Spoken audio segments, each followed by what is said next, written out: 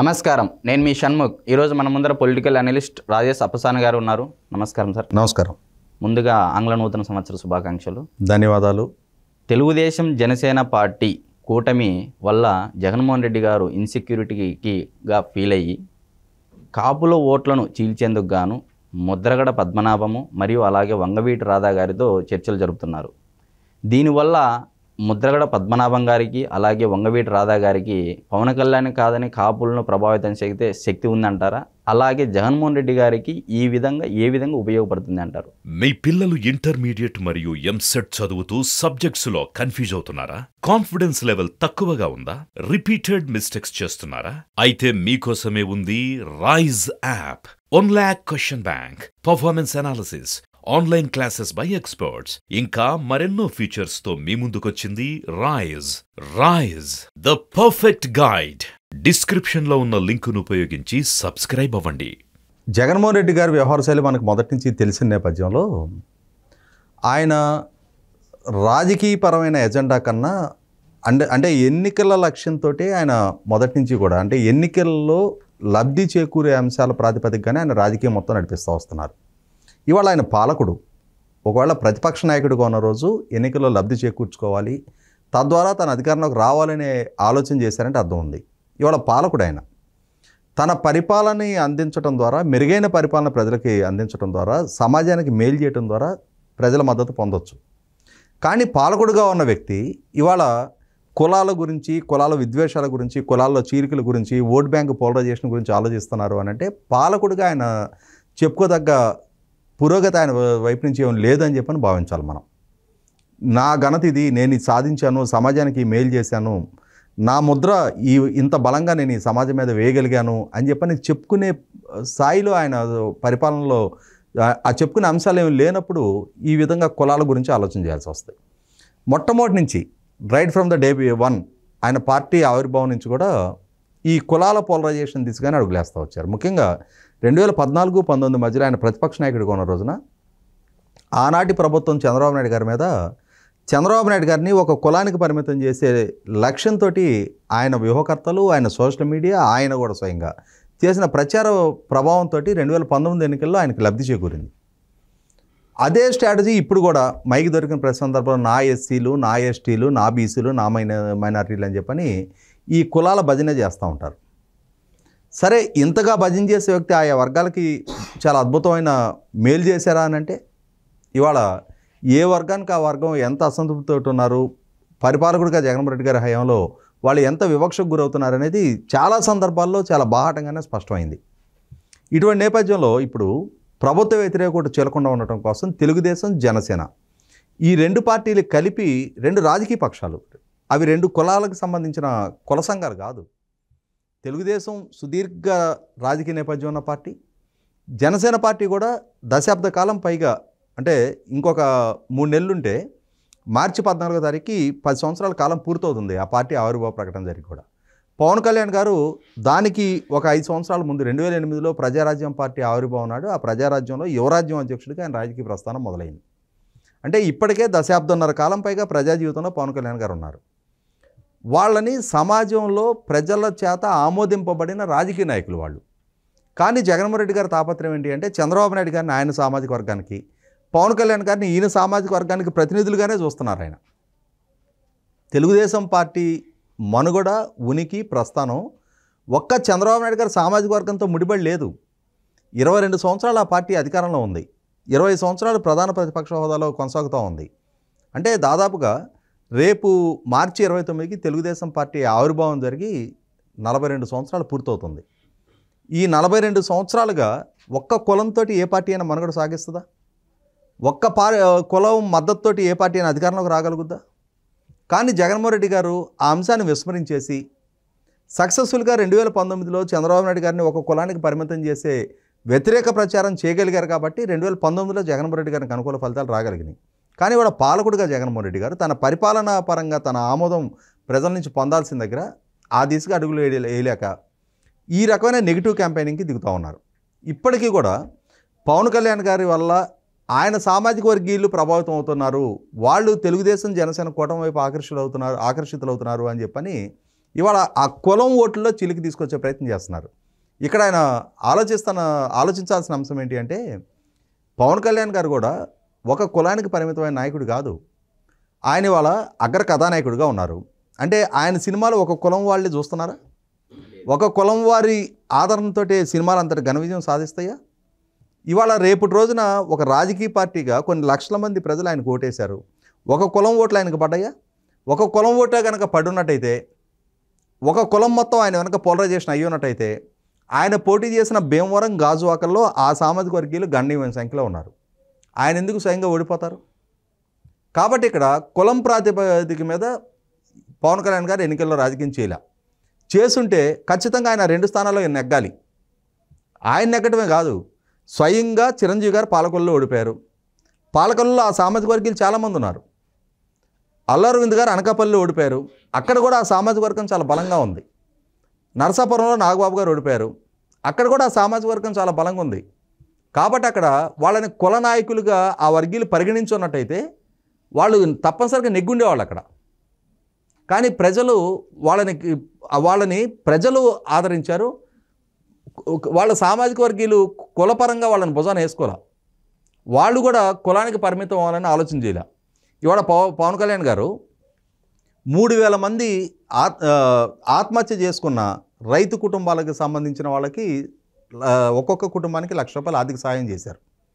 రాష్ట్ర వ్యాప్తంగా అంటే కౌలు రైతుల భరోసా యాత్ర పేరిట ఆత్మహత్య చేసుకున్న రైతు కుటుంబాలను ఆదుకోవటం తన ధర్మంగా భావించి 30 కోట్ల రూపాయలు ఆయన రెక్కల కష్టంతో సంపాదించుకున్న డబ్బుల్ని ఒక్కొక్క కుటుంబానికి ₹1,00,000 చొప్పున పంపిణీ చేశారు. 3,000 మంది రైతులకు సహాయం చేశారు. ఆయన 3,000 మంది కాపులకు కాదు సహాయం చేసింది. ఆ 3,000 మంది కాపు కులస్తులే కాదు, రైతులు. అందులో దళితులు ఉంటారు, కౌలు రైతులు ముఖ్యంగా, బడుగు బలహీన వర్గాల వాళ్ళు ఎక్కువ మంది ఉంటారు. భూమి లేని పేదలకైతే ఎక్కువగా కౌలు చేసుకుంటుంది ఇవాళ. అటువంటప్పుడు ఆయన ఆ కుల వివక్ష లేకుండా రాష్ట్రంలో ప్రజలందరినీ తన మనుషులుగా భావించి ఆయన కృషి చేస్తున్నప్పుడు ఆయన ఒక కులానికి పరిమితం చేయాలని చెప్పని ఆలోచించే జగన్మోహన్ రెడ్డి గారు 100% 2019 నాటి స్ట్రాటజీని ఇప్పుడు కూడా అమలుపరుస్తున్నారు. పైగా ఆయన ఏం చేస్తున్నారు, ఇప్పుడు కాపుల్లో పవన్ కళ్యాణ్ గారికి పోలరైజేషన్ అవుతుంది కాబట్టి దాన్ని న్యూట్రలైజ్ చేయడం కోసం ముద్రగడ పద్మనాభం గారిని, వంగవీటి రాధా గారిని దువ్వే ప్రయత్నం చేస్తున్నారు. ఇవాళ వంగవీటి రాధా గారు రాజకీయాలు కొత్త కాదు. 2019కి ముందు వంగవీటి రాధా గారు జగన్మోహన్ రెడ్డి గారితో ఉన్నారు. అవమాన భారంతో వైసీపీ పార్టీ నుంచి నిష్క్రమించాల్సి వచ్చింది రాధా గారు. ఆ రోజున జగన్మోహన్ రెడ్డి గారు అవమానించి పంపించారు ఆయన్ని. రాజకీయంగా గుర్తింపు గౌరవం ఇవ్వకుండా ఆయన్ని లిటరల్గా ఒక రకంగా చాలా హ్యూమిలేషన్కి గురి చేసి కళ్ళ నీళ్ళ పర్యంతరం అయ్యి ఆయన బయటికి రావాల్సి వచ్చింది. ఈరోజు తన అవసరం దృష్ట్యా మనం జగన్మోహన్ రెడ్డి గారి వైఖరి మొదటి నుంచి చూస్తూనే ఉంటాం. ఆయన కాంగ్రెస్ పార్టీతో విభేదించి ఎంపీగా ఉప ఎన్నికల్లో నెగ్గిన తర్వాత ఆయన మీద కేసు నమోదే జైలు పాలైన సందర్భంగా, అంతకుముందు ఆ ఉప ఎన్నిక సందర్భంగా చేసిన ప్రచారం ఏంటి, ఇటలీ ఆధిపత్యానికి కడప పౌరుషానికి మధ్య జరుగుతున్న పోటీ ఇది అని చెప్పని సోనియా గాంధీ గారిని టార్గెట్ చేసి ఎన్నికల్లో ఎమోషన్స్ ఫ్లేరప్ చేసి ఆ కడపని నేటివిటీ బిల్డప్ చేసి ఆ ఎమోషన్ తనకు అనుకూలంగా క్యారీ చేసుకున్నాడు, నెగ్గాడు. కానీ బెయిల్ పిటిషన్లో 1-2 సార్లు రిజెక్ట్ అవ్వటం మొదలైన తర్వాత అదే సోనియా గాంధీ గారి దగ్గరికి మళ్ళీ తన తల్లిని తన చెల్లిని రాయబారం పంపించి కాళ్ళబేరానికి పంపించి బెయిల్ రప్పించుకున్నాడు. అంటే అందితే చుట్టూ అందకపోతే కాళ్ళు. ఇప్పుడు చూస్తున్నాం కదా, షర్మిల గారిని వాస్తవంగా ఆ షర్మిల అనే అమ్మాయి కనుక లేకపోయినట్టయితే, జగన్మోహన్ రెడ్డి గారి సోదరే కనుక లేకపోయినట్టయితే వైసీపీ పార్టీ అనేది వాళ్ళ బతికుండేది కాదు. జగన్మోహన్ రెడ్డి గారు జైలు పాలైన సందర్భంగా అప్పుడే కొత్తగా పుట్టిన పార్టీ, ఒక ఎంపీ ఒక ఎమ్మెల్యే మాత్రమే ఉన్నారు ఆ పార్టీలో. అటువంటి నేపథ్యంలో ఈయన మీద 11 సిబిఐ ఛార్జ్షీట్లు నమోదైనవి, 16 నెలల పాటు జైల్లో ఉన్నారు. పుట్టెడు అవినీతి ఆరోపణలు, వేల కోట్ల రూపాయలు దోచేశాడన్న ఆరోపణలు, ప్రజల్లో ఆయన వ్యక్తిత్వం పలచనైపోతున్న నేపథ్యం. అటువంటి సందర్భంలో అసలు ఈ పార్టీ బతికి కట్టగలుగుతుందా అని చెప్పి అనుకుంటున్నప్పుడు నేనున్నా అని చెప్పని ముందుకొచ్చి ఆ పార్టీకి అండగా నిలబడి అన్నకి చెల్లిగా బాధ్యత భుజాన్ని వేసుకొని 3,000 కిలోమీటర్ల పాదయాత్ర చేసి, ఆ పాదయాత్ర చేస్తున్న సందర్భంగా తన మోకాలకి ఆపరేషన్ జరిగితే ఆపరేషన్ చేయించుకొని కూడా మళ్ళీ రికవర్ అయినాక పాదయాత్ర కొనసాగించింది షర్మిల. అటువంటి ఆమెకి ఏం ప్రాధాన్యత ఇచ్చాడు ఈయన?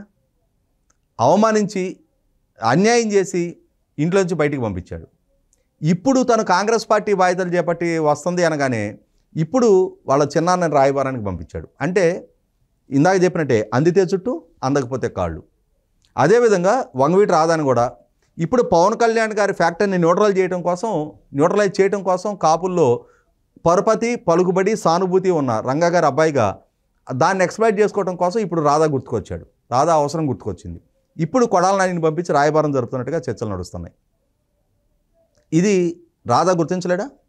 కాపు సమాజం ఎందుకు ఇప్పుడు రాధాని చేరదీస్తున్నాడు అనేది అర్థం చేసుకోలేనంత అమాయకులా? జగన్మోహన్ రెడ్డి వైఖరి ఏంటి అనేది వాళ్ళకి చాలా స్పష్టత ఉంది. ఎందుకనంటే ఇదే జగన్మోహన్ రెడ్డి తను ముఖ్యమంత్రిగా బాధ్యతలు చేపట్టిన తర్వాత గత ప్రభుత్వ హయాంలో వాళ్ళకి కాపు రిజర్వేషన్ గురించి హామీ ఇచ్చి ఆ హామీ అమలు కోసం అని చెప్పని చంద్రబాబు నాయుడు గారు జస్టిస్ మంజునాథ్ తోటి కమిషన్ వేసి ఆ కమిషన్ రికమెండేషన్స్ మీద బేస్ చేసుకొని 5% రిజర్వేషన్ అసెంబ్లీ ద్వారా తీర్మానం చేసి కేంద్ర ప్రభుత్వానికి పంపించి ఆ పంపించిన నేపథ్యంలో కేంద్ర ప్రభుత్వం 10% ఈడబ్ల్యూఎస్ రిజర్వేషన్ వెసులుబాటు కల్పిస్తే దాంట్లో 5% ఎక్స్క్లూజివ్గా కాపులకు రిజర్వేషన్ కల్పించారు. ఈయన ఎన్నికల ప్రచార సందర్భంగా పాదయాత్ర సందర్భంగా నేను కాపులకు రిజర్వేషన్ ఇవ్వలేను, నా పరిధిలో లేదని చెప్పని వాగ్దానం చేసిన వ్యక్తి, సరే నువ్వు ఇవ్వలేకపోయావు, గత ప్రభుత్వం ఈడబ్ల్యూఎస్లో 5% కేటాయించిందిగా, కానీ తన అధికారంలోకి వచ్చిన తర్వాత దాన్ని రద్దు చేశాడు. ఈయన కాపులకు మేలు చేసే వ్యక్తి. గత ప్రభుత్వ హయాంలో కాపు భవనాల కోసం స్థలాలు కేటాయించి బడ్జెట్ కేటాయిస్తే దాన్ని రద్దు చేసిన వ్యక్తిన. కాపు కార్పొరేషన్కి సంవత్సరానికి 2,000 కోట్లు కేటాయిస్తాను, 5 సంవత్సరాల కాలంలో 10,000 కోట్లు ఖర్చు పెడతానని చెప్పిన వ్యక్తి ఇవాళ నవరత్నాల్లో భాగంగా కాపులకు పెడుతున్న సంక్షేమాన్ని కాపుల పేరు మీద క్వాంటిఫై చేసి ఆ కాపు కార్పొరేషన్ కేటాయింపుల కింద చూపిస్తూ ఉన్నాడు. ఇది కాపులు అర్థం చేసుకోలేనంత అమాయకులు కాదు.